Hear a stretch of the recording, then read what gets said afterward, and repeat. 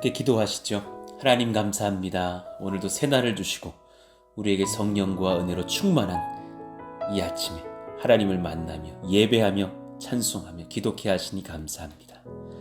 하나님, 여러 가지 환난과 어려움도 있었지만 또 은혜를 주셔서 여름 수련회 성경학교도 하나님 앞에 풍성한 은혜와 사랑을 받으면서 잘 마무리하게 하시고, 아이들도 그 믿음이 성장하고 청년들과 장년들이 한 단계 신앙의 성숙함을 경험하며 또 하나 되고 서로를 더 깊이 알아가며 하나님을 알아가게 하시니 감사합니다. 마음으로 삶으로 몸으로 헌신케 하시니 감사합니다. 오히려 받는 사랑보다 드리는 사랑, 선신할 때에 또 섬길 때에 그 기쁨이 훨씬 더 크다라는 것을 경험케도 하셨으니 감사합니다. 또 준공 여러 가지 절차들도 은혜 가운데 하나씩 선하게 인도하고 계시니 감사합니다. 하나님, 추석 명절 선하게 하나님께서 인도하시며 하나님의 사랑과 성령과 말씀과 능력으로 또 하나님 그렇게 온 가족 예배하였다가 또 함께 모이기에 힘쓰는 저희들 복된 교회와 또 주일 예배, 새벽 기도회, 또 현장의 예배들 다 되게 하여 주시기를 원합니다. 오늘도 주님 말씀하여 주시고 우리에게 필요한 지혜와 능력으로 선포하여 주옵소서. 예수님 이름으로 감사하며 기도하옵나이다. 아멘.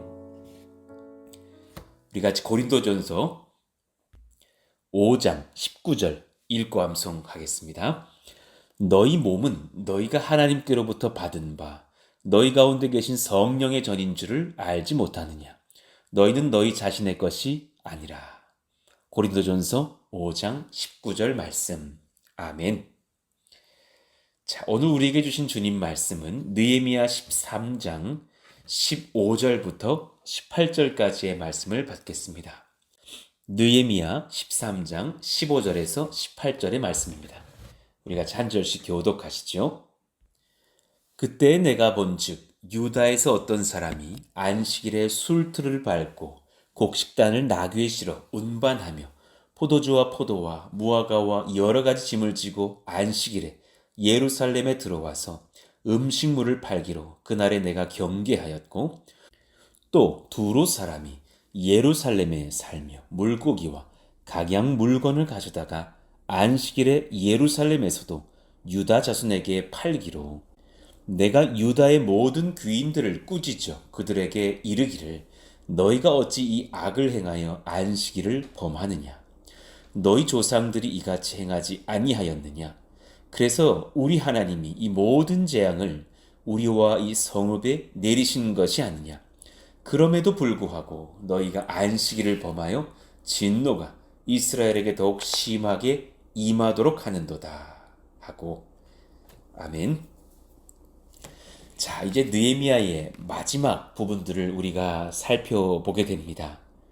느헤미야 13장 15절 이후부터의 말씀들은 그렇게 여러 가지 성벽 재건과 예배의 회복과 말씀의 회복과 또 필요한 일꾼들의 그런 세움과 섬김의 회복들을 감당했지만, 잠깐 방심하는 그 때에 예배가 무너지고 안식일을 지켜가는 그런 주일 성수의 태도들이 무너지고 또 다시금 음란과 죄악이 올라오는 그런 여러 가지 이스라엘 백성들의 죄에 약한 그런 지점들을 지적하고 고발하면서 우리가 은혜를 지켜가기 위해서는 해야 될 것도 잘 해야겠지만 하나님께서 하지 말라고 하신 것에 대하여서 명확히 끊어내야 한다. 이것을 조금씩 허용하다 보면 다시금 우리가 바벨론으로 쫓겨가던 그때와 동일한 정말 많은 백성들이 우상과 죄에 무너져 있는 모습들을 보게 될 것이다. 그러니 다시금 이러한 죄에 무너진 부분들을 재정비하는 그런 장면에서 이제 이 느헤미야서가 끝이 나는 거예요. 그러니 단순한 해피엔딩으로서의 기록의 결말을 내는 것이 아니라 언제라도 우리에게 은혜가 찾아온 것도 귀한 것이지만 죄의 유혹이 찾아와서 이에 대하여 넘어지고 자빠질 수 있으니 은혜의 충만을 지켜가기 위해서는 죄에 대한 경계가 필요합니다. 그렇게 우리를 깨우면서 이 느헤미야서는 마무리되는 것이죠. 그러니 이 13장 마지막 장을 이제 연구하면서 지난 두어 달간 이 느헤미야를 다뤘지만 이렇게 제목을 잡으면서 결론을 내려 하는 거예요. 죄를 죽인 거룩한 그리스도인이 됩시다. 죄를 죽인 거룩한 그리스도인이 됩시다. 우리는 우리의 죄의 본성을 알기에 우리 결심을 의지해서는 안 됩니다. 신앙생활 20년, 30년, 40년 하였지만 여전히 이 부분에 대하여서 참 무지한 분들이 있어요. 우리 결심으로, 우리 결단으로 나는 죄를 짓지 않을 수 있다. 수많은 여러 죄에 넘어졌던 청소년들, 청년들, 장년들, 성도님들과 만나면서 이런저런 죄 지었던 이야기들을 고백하고 듣게 되노라면 제가 한 가지 깨닫는 것이 있어요. 알면서 지었다라는 거예요. 그 죄를 죄인 줄 모르고 짓는 경우는 거의 없습니다. 알면서 도둑질을 했고, 알면서 거짓말을 했고, 알면서 그래도 괜찮을 거야, 상황이 어쩔 수 없었어 하면서 사기 죄를 범했고, 외도를 했고, 여러 가지 죄에 무너져 가는 모습을 보는 거죠. 근데 하나같이 고백해요. 몰랐던 것은 아니라라는 것이죠. 죄의 본성은 죄인지 아닌지를 알고 모르느냐로 그 죄의 본성이 사로잡히거나 죄를 이길 힘을 갖고 있는 것이 아닌 거예요. 이것을 분명히 해야 돼요. 여러분, 누군가를 미워하면 안 된다라는 것을 어린아이라도 모를까요? 초등학생만 돼도 거짓말은 죄라라는 것을 누가 모를까요? 그러나 우리가 그 순간 나도 모르게 그 죄의 노예가 되어서 알고 있는데도 불구하고 소위 내가 하면 로맨스인 것처럼 죄를 지을 때가 얼마나 많느냐라는 거예요. 15절에 보니까 그때예라고 적혀 있어요. 느헤미야가 페르시아에서 다시금 복귀한 이스라엘로 돌아온 그 바로 직후일 것입니다. 그때에 그 은혜에 예배를 드리고 회개하고 결단하고 주님 앞에 돌아온 그 이후에 잠깐 느헤미야가 1년 정도 자리를 비웠을 그 잠깐의 시간에 내가 본즉 느헤미야가 총독의 자격으로서 하나님의 안목을 가지고 성실하게 민정을 살펴보았더니, 백성들의 신앙생활을 살펴보았더니 지도자에게 이런 눈이 필요합니다. 교회의 일꾼들에게, 리더들에게 이런 눈이 필요합니다.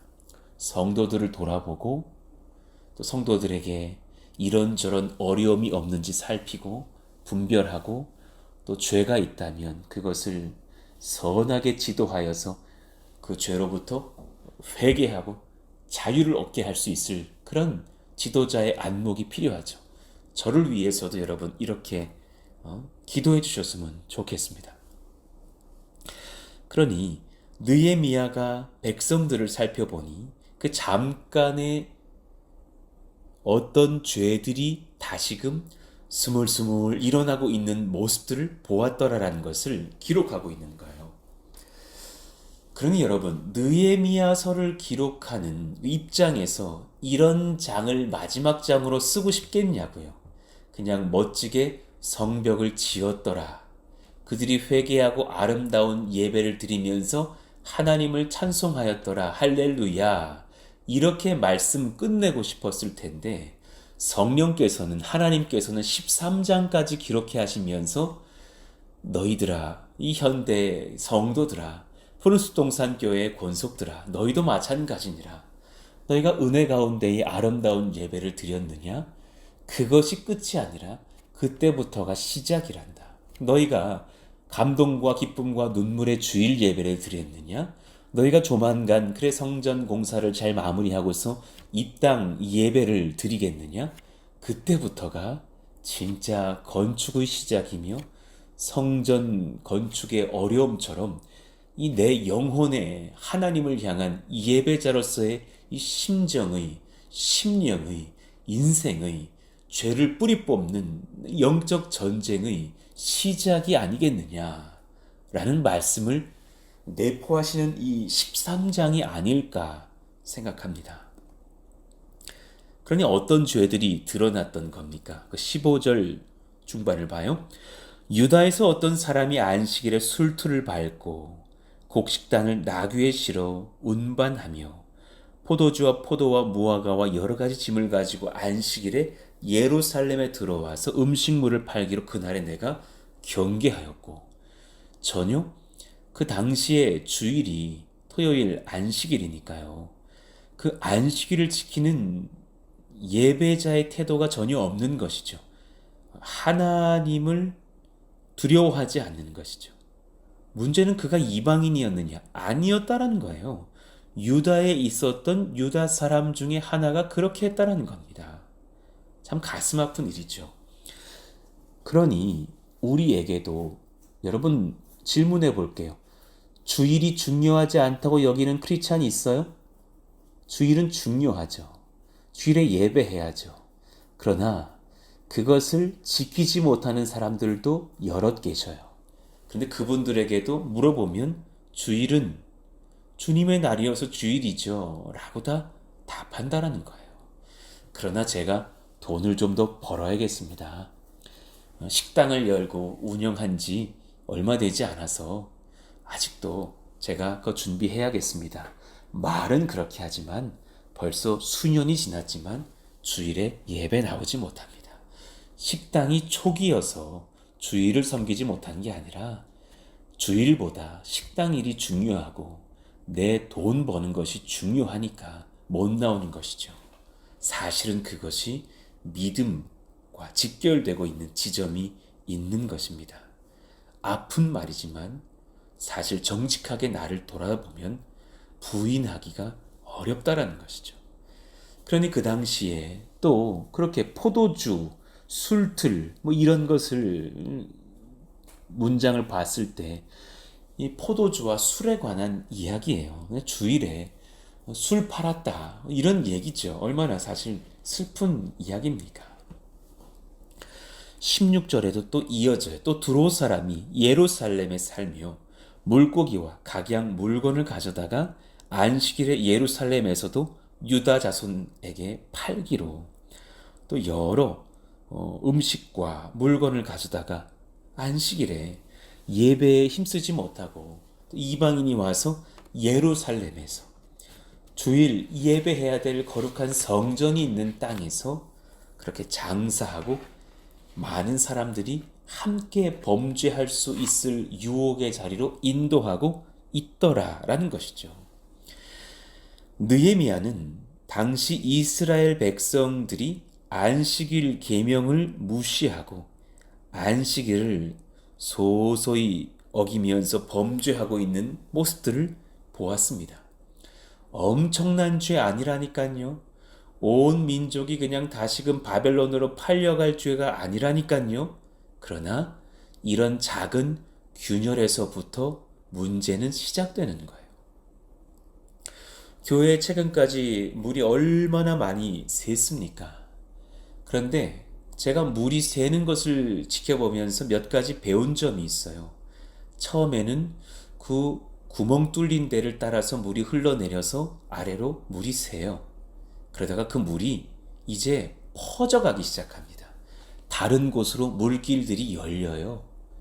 그러면서 이곳저곳 공간마다 물이 차면서 여러 곳에서 균열이 일어나는 것을 본 거예요.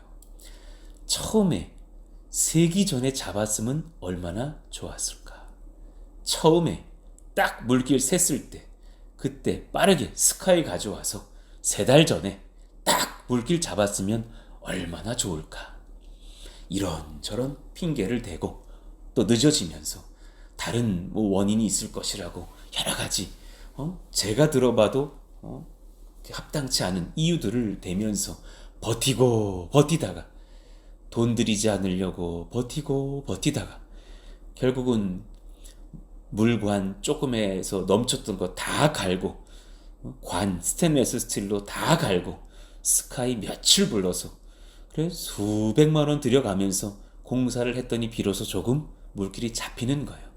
그 사이에 물은 다 퍼져서 목재들이 얼마나 많이 곰팡이가 슬고 본당의 기둥 벽 사이에 다 곰팡이가 슬고 그 정말 수천만 원 들여가지고 나무로 작업해 놓은 그런 작품들이 다 병들어서 물이 뚝뚝뚝뚝 떨어지고 있고 지하도 새고 건물이 여러 가지로 상하는 것을 경험하는 것입니다. 이게 단지 안타까운 얘기고 정말 말씀 전하는 저도 지금 피가 거꾸로 솟는 얘기인데요. 건물만의 이야기냐고요. 여러분의 마음에 작은 죄의 구멍은 없습니까? 주님 물으시는 거예요. 거기에 죄의 물줄기가 하나 타고 내려오는데 처음에는 작다니까요.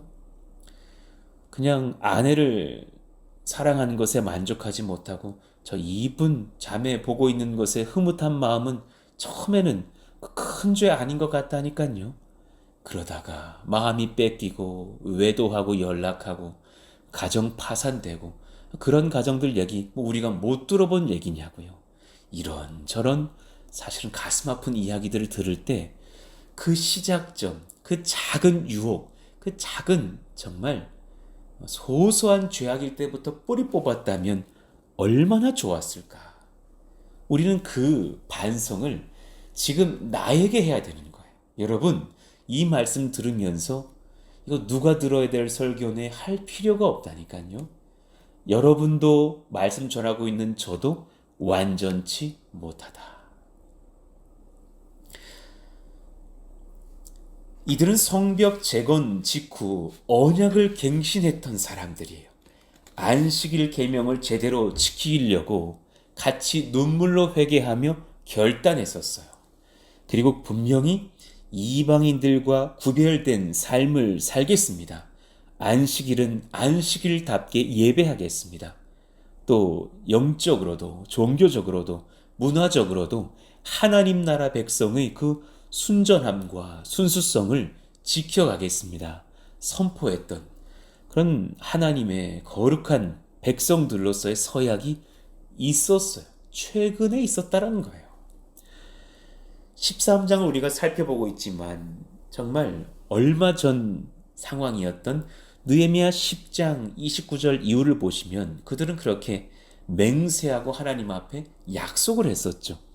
이방인과 혼인하지 않겠노라고. 29절 30절에 다 그들의 형제 귀족들을 따라 저주로 맹세하기를 내가 이 죄를 범하면 저주 받겠다라는 거예요.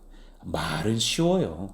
우리가 하나님의 종 모세를 통하여 주신 하나님의 율법을 따라 우리 주 여호와의 모든 계명과 규례와 율례를 지켜 행하여 우리의 딸들을 이 땅 백성들에게 주지 아니하고 우리의 아들들을 위하여 그들의 딸들을 데려오지 아니하며 그렇게 다 헌신하고 서약하지 않습니까?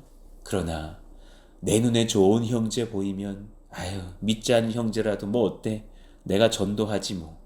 여러분 그 전도 잘 안 돼요. 쉽지 않아요. 깨달으시기를 바라요.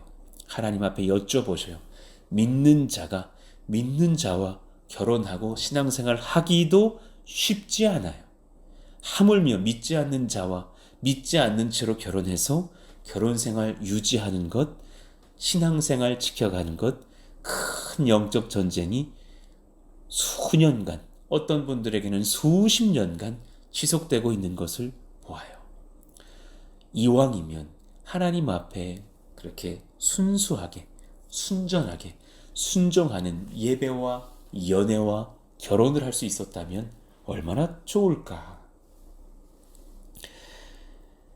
두 번째, 안식일을 범하여 매매하지 않겠다고 이미 서약을 했어요. 31절, 혹시 이 땅 백성이 안식일의 물품이나 온갖 곡물을 가져다가 팔려고 할지라도 우리가 안식일이나 성일에는 그들에게서 사지 않겠고 일곱째 해마다 땅을 쉬게 하고 모든 빚을 탕감하리라 하였고. 여러분, 축복합니다. 주일에 일하지 않으시기를 축복합니다. 그것이 월화수목금토 일 잘하게 할 수 있는 비결입니다. 이런 적용들은 학생들이 얼른 하죠. 그래, 엄마, 목사님이 주일에는 공부하지 말래. 그러면 월화수목금토 성실히 공부하십시오. 그리고 주일은 쉰다면 그것도 복됩니다. 그러나 평일도 안식일처럼 쉬는 그런 인생은 아니었으면 좋겠고요. 그러니 주일 예배하면서 일하는 것을 패하고 여러분, 가능한 주일에는 매매하지 마십시오. 그것도 복된 것입니다. 지금 70년대, 80년대 설교하고 있다고요? 아니요. 말씀은 그것을 바른 것이라고 선포하고 있어요. 내가 매매를 하지 않는 것이 상대방도 일하고 장사하지 않게 하는 거예요. 여러분, 주일에는 일을 종료하시고 내 수입이 적더라도 그거 염려하지 마세요. 그게 믿음인 것이죠. 그때 일을 그쳐야 하나님께서 나를 공급하신다라는 신앙 고백이 되는 거예요. 여러분은 여러분이 일을 해서 돈 벌어 먹고 살겠다라는 사람들이 아니라 나의 일용할 양식을 주님이 베풀어 주십니다. 그러니 주님께 맡기겠습니다. 고백하는 신앙의 백성들인 거예요. 그렇다면 그 중요한 서약의 한 가지 표식으로서 주일은 일하지 않는 거예요. 하나님 앞에 집중하며 예배하며 하나님 앞에 그렇게 봉사하며 섬기는 날이 주일이 되어야 할 줄로 믿습니다. 주일에는 캠핑도 가지 마시기를 바랍니다. 그런 날이 아닙니다. 여러분의 유희를 위해서 쓰는 날이 아니라 주께 나와서 엎드려 절하는 날입니다. 여러분, 그것이 진짜 영혼의 안식이 된다는 것을 깨달으실지어다. 그것 정말 귀한 것이에요. 그것이 복이에요. 또 세 번째, 11조를 드리며 예배를 지켜가겠다고 서약했어요. 섬기는 자들을 돌보겠다고 37절에서 39절 사이에 약속을 드렸단 말입니다.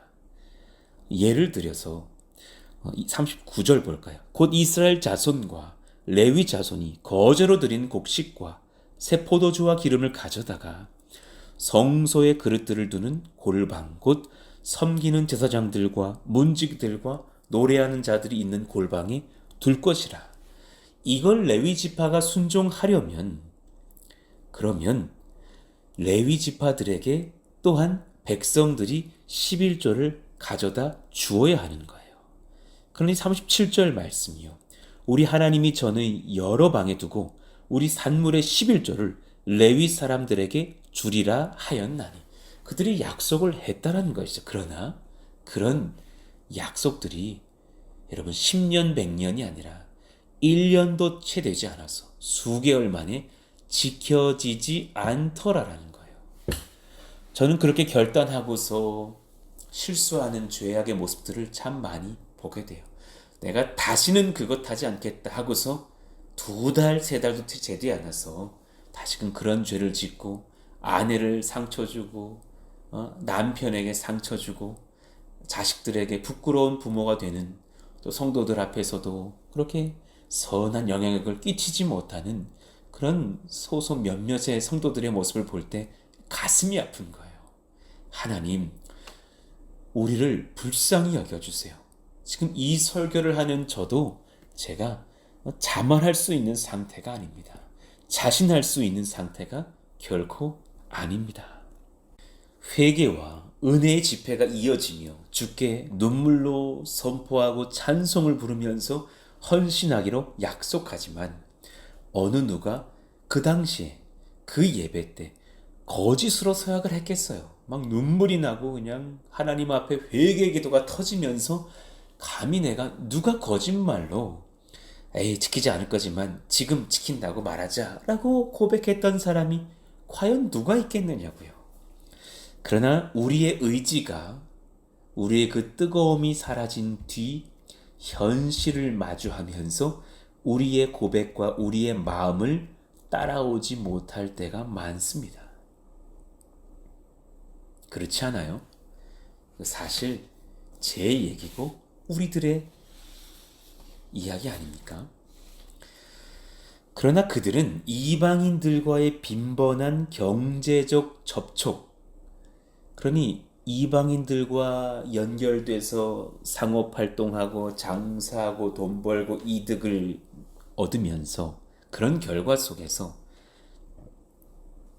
오히려 안식일 규율을 경시하는 상황에 도달하고 말았어요. 하나님 말씀, 특히나 주일, 안식일 계명의 경시 태도는, 그러니까 그 안식일 규율을 무시하는 태도는 분명한 거예요. 내게 필요한 모든 것들, 일용할 양식, 나의 직장 생활, 나의 가정 생활 모든 공급을 친히 하나님께서 하신다 라는 것에 아멘하지 못한다라는 거예요. 그 분명한 주님의 약속을 망각하고 믿지 않는 결과예요. 여러분, 이 약속은 주님이 바빠지는 거예요? 저희가 바빠지는 거예요? 이건 주님이 사실 더 부담 지워지는 상황 아니에요?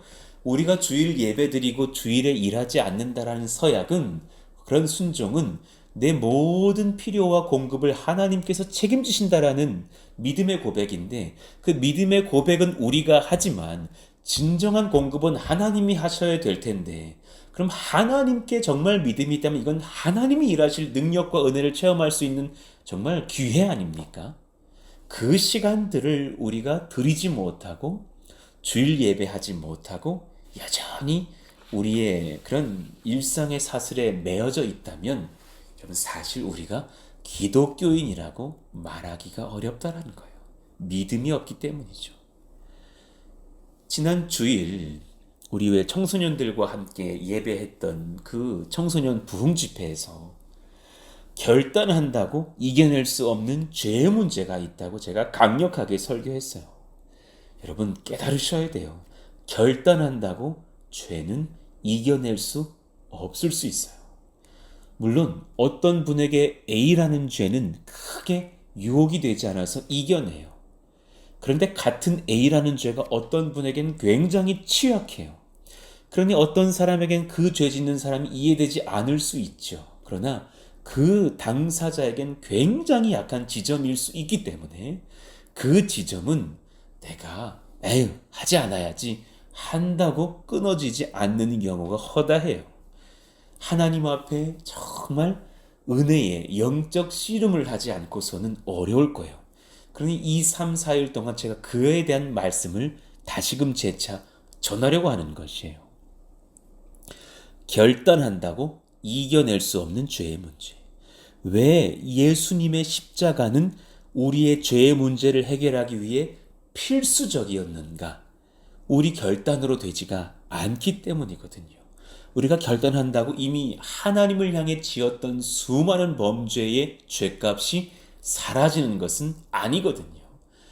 어떤 나쁜 남자가 어떤 여자를 희롱하여 놓고서 내가 이제부터 안 할게요 한다고 그 여인이 희롱당한 몸과 마음의 상처가 사라지는 것은 아닌 것처럼 말이죠. 그러니 우리 스스로의 노력으로는 죄의 문제를 결단코 해결할 수 없고 그 죄는 하나님을 향하여 짓고 있는 죄라는 것을 깨달으셔야 합니다. 그러니 예수님이 오셨어야만 하는 것이죠.